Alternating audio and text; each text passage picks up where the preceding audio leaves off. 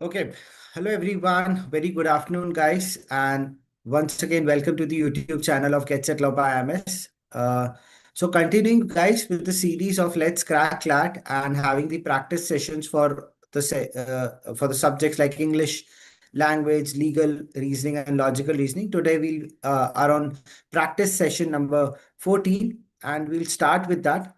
So I'm gonna again take you guys a brief about what is going to be there in that particular session, the type of questions, what would be the topic, and how to approach those particular set of questions. And this particular series have proven successful for the students who's preparing for CLAT 2026, which is just around the corner in the next 10, 15, or maybe like 20 days. The exam is almost going to be there. So it's very, very much important. If you are there on our YouTube channel for the very first time, don't forget to subscribe to our channel. And if you are liking this series, please do hit the like button. Okay. So we'll start with the initial portion. What exactly is going to be there in this session? So I've again covered up two topics. So one topic is basically a legal doctrine, which we're going to take up at what exactly that doctrine is about, and a provision related to a terminology which is being defined under the Civil Procedure Code. So five questions for each have been taken. Total 10 questions have been there. So the major takeaway from this particular session again is similar to what we have done it in the previous part, right? But just before proceeding, I'm just gonna check a tech check. Am I being clearly audible and visible or not? Okay, perfect. Okay. So I think it's perfectly visible and I'm completely audible. Let's start this. Okay. Okay. So the approach is going to be simple that these are the topics somewhere a bit on an offbeat side if we compare. अगर हमें लगता है कि sir ये तो regular topics है नहीं. So regular topics like tort, contracts, constitution, criminal law, you guys have already done a lot many practice portions related to that. ठीक है. ऑल्सो सेशन को आगे स्टार्ट करने से पहले just a small thing which I would want all are viewers जो अभी live हैं या फिर स्टूडेंट्स जो बाद में देखते हैं सेशन आके, keep in mind that you guys have to keep your previous year papers as a reserve. Even though you have solved it up, please keep those previous year paper reserve for near about 1st to 5th of December, and try to solve the previous year papers. That has to be from 2020 till 2025. Okay. Because especially for English legal logical section, that becomes an utmost important part, because a lot many times students have been facing a problem ki sir in the mocks we are not able to cope up with logical reasoning, but in previous year papers it's happening, even happening with legal reasoning also. The type of questions are quite tough in the sim test which we happen. So that is why the difficulty level have been kept above than what does the CLAT consortium have been making. Okay. So just keep that in mind, a thing which I just came in my mind, so I just narrated to you people. So that is going to be the major key takeaway, where you have to understand a particular approach कि ये कैसे solve होने वाले हैं these types of questions and how to go for it. चलो. So let's start with the first paragraph. I hope my screen is clearly visible to everyone who's live right now. ठीक है. So the first paragraph is on the doctrine that is called as the res judicata, which the literal meaning everyone knows that the thing has already been judged. That means if already a decision has already been taken, then there is no need to take up the similar matter between the similar parties before some another court. Okay. So which says which has already been adjudged by a competent court cannot be litigated again between the same parties. This is the basis for res judicata. You know it. If you don't know it, now you know it. Okay. So this principle applies to both civil and criminal legal systems, serving as a bar to relitigation. Therefore, relitigation means again litigating the same matter which has already happened, ensuring the finality of judgments, conserving judicial resources, preventive unnecessary duplication of legal proceeding. That is what is the ultimate conclusion to this particular principle. ठीक है. तो two things to note. One, इसका meaning क्या है, this is what is an important point, and second that it is applicable to this cases. इसके बाद directly second paragraph पे, तो once a final judgment is rendered in a case, subsequent courts are bound to apply the doctrine. Now they say the final judgment is given in a case, Subsequent courts are bound to apply the doctrine of res judicata. Why? Subsequent courts means because it has already been decided. A final judgment has already been done. तो इस law को apply करके उसे रोक दिया जाए, ठीक है. If presented with a suit, कब रोका जाएगा? If presented with a suit that is identical or substantially similar. Now they say identical means like a mirror image happened between A, B related to compensation of 1 lakh rupees happened in Bhopal, Madhya Pradesh. Similar case, similar party, same compensation. The crime is also same. Okay. But they say substantially similar. That means the major component is also similar. That one of the previously decided, which is similarly being decided. So same party, same case. New parties, similar case, differently it will be going to be adjusted.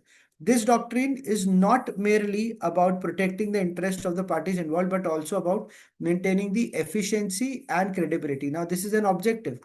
Why it is being done? This is to maintain the credibility, efficiency of the judicial system. It ensures plaintiff cannot seek multiple recoveries for the same injury. Multiple recoveries, एक court में गया compensation 1 lakh मांगा, मिल गया, दूसरे court में गए compensation 50,000 मांगा. That should not be the case. This has earlier happened, इसलिए लॉ एप्लीकेबल है.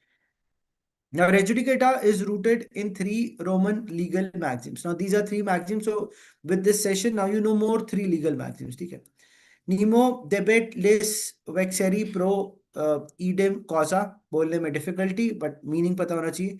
No person, nemo debet means no person should be vexed twice for the same cause. Now, this is what is the basis for res judicata. Then the another one is that interest republicae ut sit finis lithium, which says that it is in the state interest that there should be an end to a litigation. Once already be done, complete end should be clearly be there. Okay. And res judicata pro verite occipitor, which means a judicial decision must be accepted as correct. Now, talking about when it comes to this is the explanatory portion which I took, but talking about when it comes in the exam, you just give us rough reading to it because you don't have to memorize it. You just need to see whether it is related with something or not. Then you can go to the question and come back it later on. Okay. So for res judicata to apply, several prerequisites must be met to if you want to apply this thing. There must be a final judgment. Judgment must have been on the merits of the case. The claim in the subsequent suit, means the second suit which is being filed, should be identical to those for the first suit. The parties in both the suits must be same or have legal relationship with the parties in the prior action. If this all have been established, then it will going to be applicable. Now, Section 11 of the Civil Procedure of India embodies a doctrine, emphasize its mandatory nature, while Section 11 does not affect the court's jurisdiction. It bars the trial of any suit. So it's not about putting up a restriction over the jurisdiction of a court. No, it's putting a stop to a particular trial that it should not happen again. Has been directly and substantially decided in the previous suit. Same thing repeated again and again. The doctrine extends beyond civil suits to execution proceedings, arbitration, taxation, etc., and even the criminal proceedings. Does it say that this extends beyond civil suit? That's not only applicable in civil suits, it's even applicable to multiple suits as well. मतलब कहीं पे arbitration हो, taxation matter हो, writ petition, इन पे भी लागू होता है. However, res judicata can be challenged under certain circumstances such as fraud, collusion, or lack of jurisdiction, as stipulated under Section 44 of the Act of the Indian Evidence Act. They say that it can be challenged that it was a fraud which was done, or there was a lack of jurisdiction. Still, the decision. Let's say Delhi High Court didn't have a jurisdiction upon a matter, but the decision was given, but the decision would have been taken by the Haryana High Court.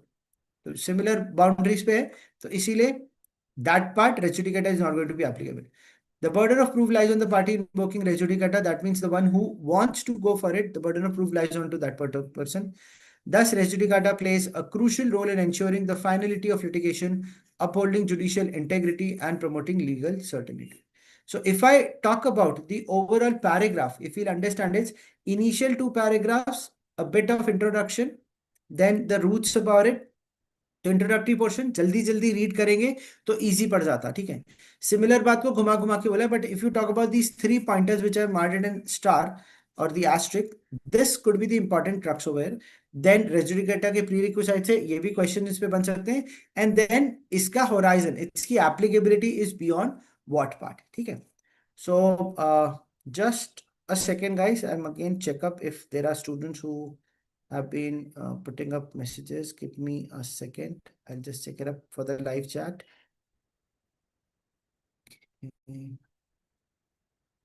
Just a second, guys, and then we'll go to the questions.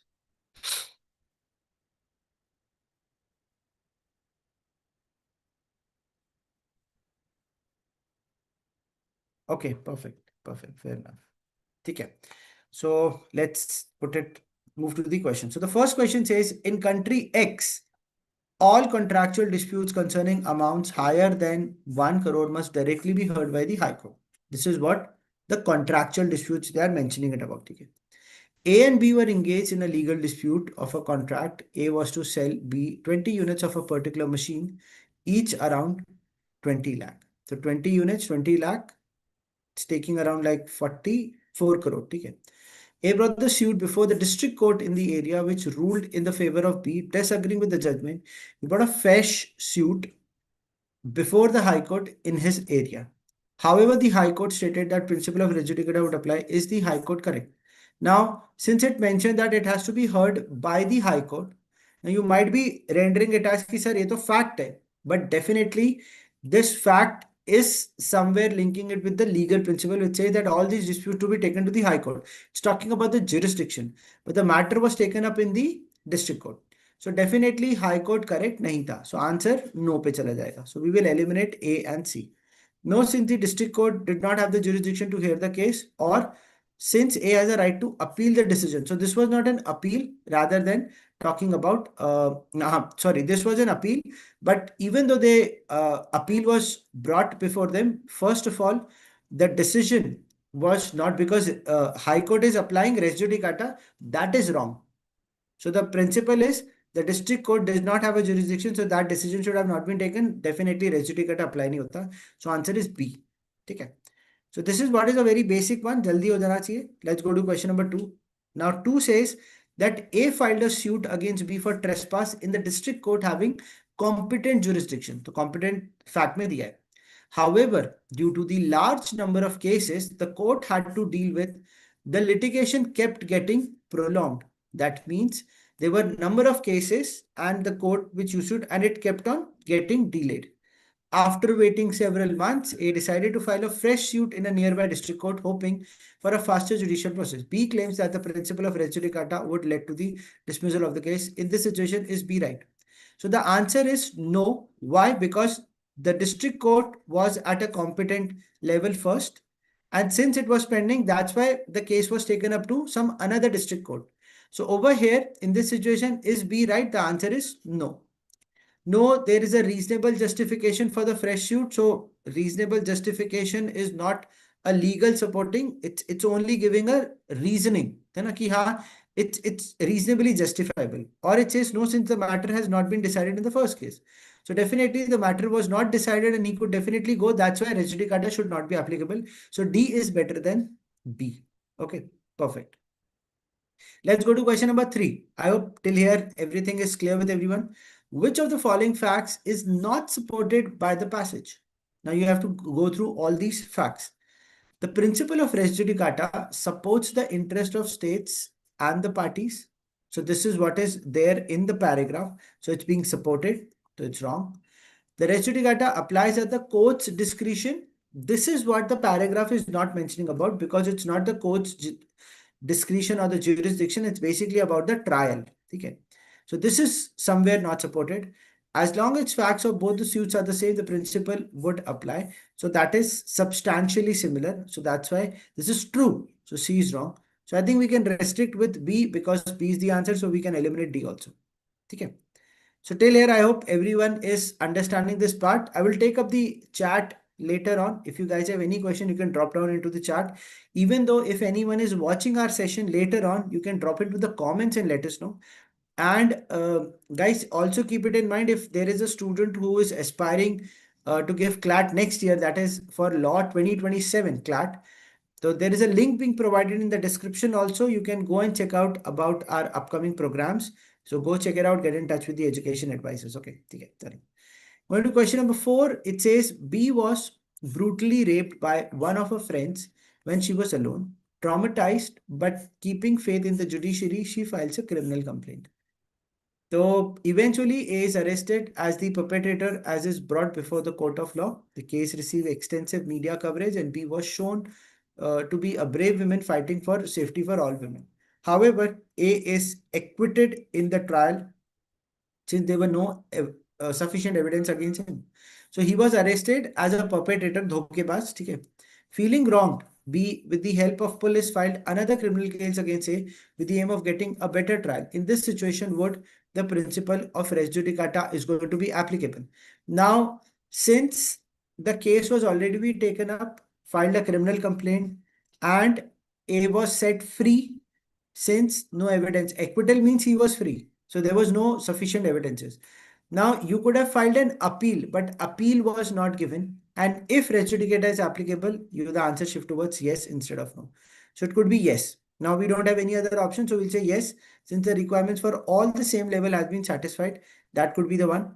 All the other option are mentioning about no. But as sir, you have sometime mentioned that you should also we should also give due regard to the options where no is being mentioned. So let's see no. Since res judicata does not apply to criminal cases, this is wrong. Okay. Why? Because the paragraph is clearly mentioned. It's beyond civil suits, it's applicable. No, since A was the rapist and he should have been convicted for the same. So now it mentioned there were no evidence against him.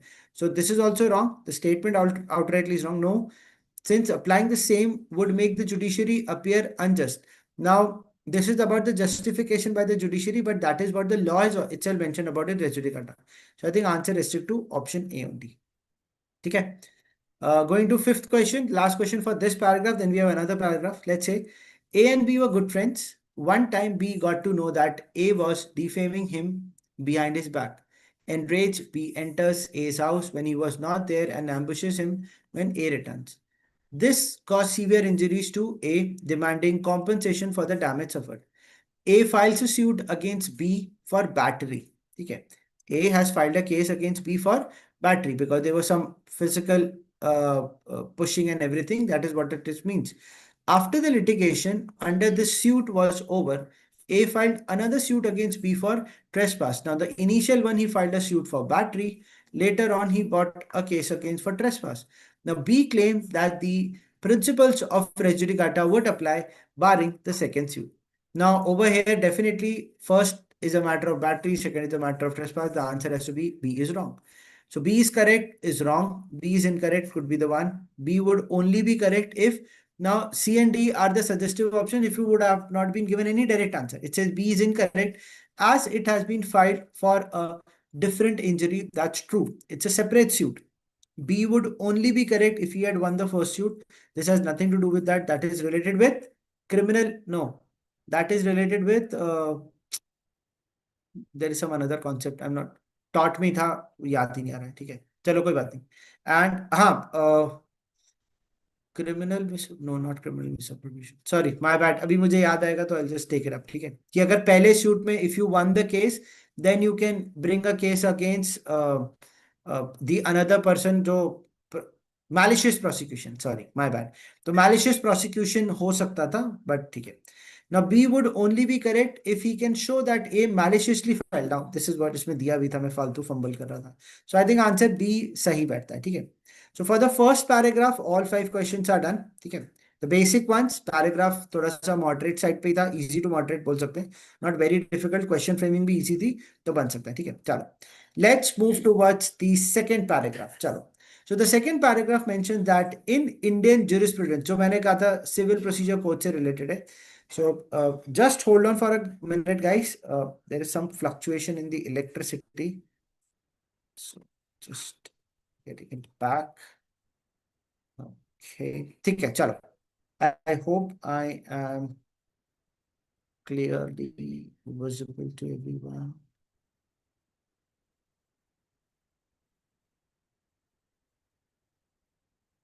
Okay.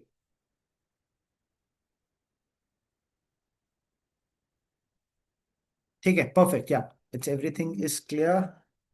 Everyone is able to see me, hear me. Perfect, guys. Okay. Okay, fair enough. Chalo. So let's start with the second paragraph. It says in Indian jurisprudence, necessary and proper parties determine who must be included in a lawsuit for effective adjudication. under Order 1, Rule 10 of the Civil Procedure Code, the court may add, remove, or substitute parties to ensure that those whose presence is essential for resolving the matter are present. So this is basically related with two concepts: necessary and proper parties during a suit. So court may either add, remove, or substitute parties which they consider that it is not necessary or is necessary to take up the matter. Okay. Just a second. Yeah, okay, perfect. I'm just checking it up क्योंकि थोड़ा बहुत live chat भी है ना, तो I'm just checking up. ठीक है. So a necessary party is indispensable for adjudication because he is very much needed. But the another part, it says a proper party is not essential but is desirable for comprehensive adjudication. Now, necessary party, without a party, a court cannot pass an effective degree. There was a case. Now, whenever certain case happens, you just read the name, Uday, additional member, Bihar, etc. Okay. The Supreme Court clarified that a necessary party is one whose absence renders it, that means jiska na hona makes it impossible for the court to pass an enforceable order. That means which becomes binding on both the parties. So if a necessary party is not included, suit may be dismissed. Now there is an example. In a suit for partition, all co-owners or co-partners must be made parties because without their presence, court cannot pass a binding decree because all the parties are attached with that property. And if they are not there, then it becomes difficult to give the final order. Similarly, in the contract dispute, all parties to the contract must be included. As a decree without a contracting party would be incomplete and unenforceable. Very basic, पढ़ते सी समझ आगे बढ़ जाते हैं. Not essential, including a proper party may help avoid multiple litigations. So there is again a case where Supreme Court explained that a proper party presence might assist might assist in resolving the issue. So a proper party is helping one who's assisting it up, but not the one who's a necessity. Okay? For instance, a dispute for land ownership, tenants or lessees occupying the property may be considered proper parties. The inclusion might provide a full picture of the case and prevent further litigation on related issues. However, their absence would not prevent the court from filing the final order. So this is where they mention about the proper and the necessary party. Basic paragraph, easy and offbeat one, but a doable one. Courts have discretionary power to add or remove parties to ensure all persons involved or potentially affected by the judgment are before the court. This discretion is exercised judicially, guided by principle of natural justice and fairness. The goal is to prevent multiplicity of suits and avoid conflicting judgment. So basically, they are saying adding, removing parties so that unnecessary people are not there and not delayed the judgment, because every time someone will come up and say their own statements being brought forward, then case will going to be have a twist and turns, and then it will going to be delayed. The principle of necessary and proper parties also apply to public interest litigations while determining parties involving considerations of public interest. So in this one case, state of Uttaranchal, the Supreme Court stressed careful scrutiny in adding parties to prevent PILs from being used for personal grievances or private disputes. So that's why PILs with insufficient public interest are to be rejected. Somewhere with principles of natural justice, proper parties, necessary parties, and PIL से related, the paragraph is there, considered to be an easy one. Let's go to question number 6. है ना? Chalo, let's finish this up in next 10 minutes. So Sumesh and Sarah were engaged in a contractual dispute. Under this contract, Sarah and a friend Rima, who were florists, were to sell to Sumesh specific quantities or varieties of flowers. Due to COVID-19 lockdown, some deliveries kept being postponed until they have to be cancelled. Thus, Suresh was not able to acquire all the different kinds of flowers he had demanded.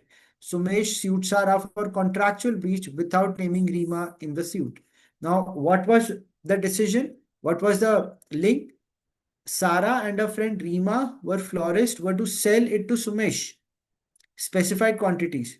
He only filed case against Sarah, but have not included the name of Rima. That is what the question is about. The court considered the arguments of both sides and eventually passed an order in favor of Sumesh. Is the order enforceable?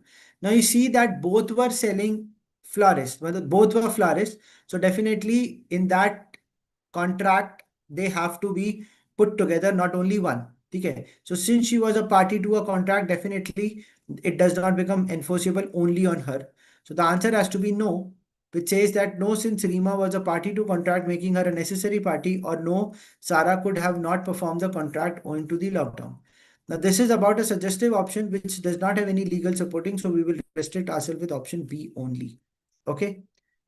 Next, moving towards question number 7, it says that Mohit was watching a movie with Rohit in Rohit's house when Ajay barged into the house, entering the living room and struck Mohit.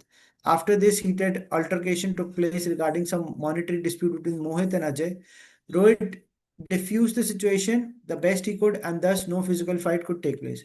A few days later, Mohit sued Ajay for battery. However, he did not name Rohit as a party in the case. Now, since it says a heated altercation took regarding some monetary dispute between Mohit and Ajay, monetary dispute मोहित और अजय के बीच में था, इसलिए case भी रोहित का नाम party to the case में नहीं लिखा गया, right. The judge who was to decide on the suit dismissed it, noting that a necessary party, that is, Rohit was not present. The judge observed that it would be impossible to pass a judgment without him. Was the judge right in doing so? Now, as I clearly mentioned, there was a monetary dispute between Mohit and Ajay. Rohit would have nothing to do with that. He only stopped that particular thing should end up into something a criminal activity. Again, the answer moved towards no. Since the conflict is between Ajay and Mohit, or since the court could have just added him as a party, now this is again a suggestive option. Just adding does not have legal supporting. So we will restrict with option B only. Okay.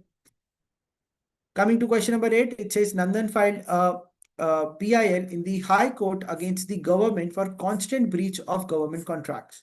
He argued that this affects many contractors and is hence a public issue.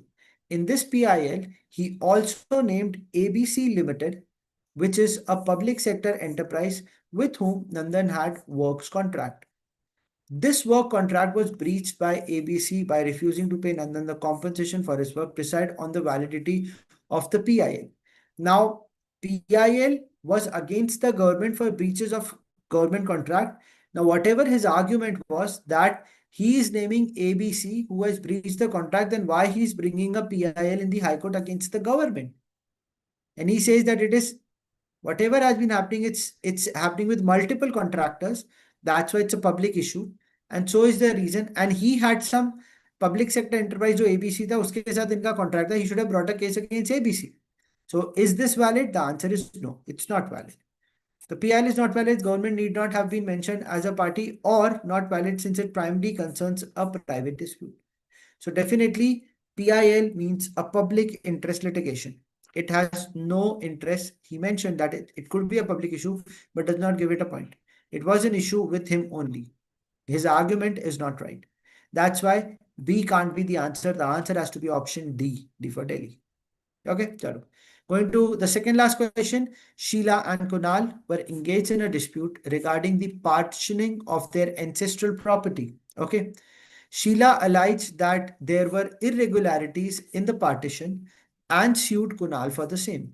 Kunal retorted that there were no such irregularities. So exactly हुआ क्या था? Sheila both were engaged in a dispute about the partitioning of their ancestral property, and then she is alleging that there is irregularities, and so is the reason she is suing Kunal for that particular. But he's saying there have been no such part. During the proceedings, the court observed that the presence of Ram, a cousin of Sheila and Kunal, would help the court reach a just conclusion. Thus, in accordance with Order 1, Rule 10 of CPC, the court added that Ram as a party to the case. However, Sheila disputed this since she thought that Ram would take a stand against her. And so is the reason she is saying that he should not be a party to the contract. Now we need to decide what. Let's go through all the options. The court had the power to add Ram as a party and Sheila cannot contest the same. Definitely, court can remove, add, and so on. That is what the first line says. So that is the court has the power. Court may only add necessary parties to the case, thus lack the power. So if Ram is a necessary party, he could be added. So this statement is contradicting to what adding and removing of the party. The court erred in adding Ram as a party as it was arbitrary effect. Now again, it was not arbitrary. That is what the court has the power. They can do so. The court may only add a party to the case upon the request of the plaintiff. This is also wrong. That's the court absolute power. So we can only restrict with option A, which becomes the right answer. Okay. Moving to the last question, and then I'll take up if you guys have any question related to what we have explained and studied. According to your understanding of the passage, which of the following statement is correct? A judge may add, remove, or substitute parties in a suit and may dismiss the suit if the proper party is not mentioned. Now, initial part is okay, but the second part they say may dismiss the suit if the proper party is not mentioned. They will not going to do, they will going to either add, remove, but not going to dismiss the case. Okay. So I think this is not correct. This is wrong. The discretion of the judges when adding, removing parties must be exercised fairly and judiciously is right. It should be in the interest of the parties who's contending the case. A PIL may be used for a private dispute only if the affected is not getting justice. This is wrong because it is in the name itself says public interest litigation. So I think A and C wrong हो गए तो D eliminate हो गया तो we are left with only option B. That becomes the right answer. Okay. Chalo. So for the live viewers right now, do you guys have any question related to the questions which I have explained? I know it was a complete explanation part. The questions could have not been asked much. So that is what is the overall objective that will come. We'll take a few questions. I'm going to give you more content to practice these types of questions and have an understanding how the answers came. So that is how you eliminate options. That is how you select the options. So for all the live viewers, do you guys have any question, anything, please drop it to the comments and let us know. And if you are liking our channel, our videos, please do hit the like button, share the videos as much as possible. And also don't forget to press the bell icon and also subscribe to the channel. Okay. So I'll sign off from here, guys. And if you guys have any concern, any questions, please do let us know in the comment section. Okay. Thank you so much, guys. Have a good day. Wish you all the best for your exam. Keep studying. Don't forget that analysis is very important. Practicing is super important. And keeping the consistency is the utmost important. Okay. So remain consistent, guys. And bye bye. Take care. And see you guys in the upcoming session. Take care. See you.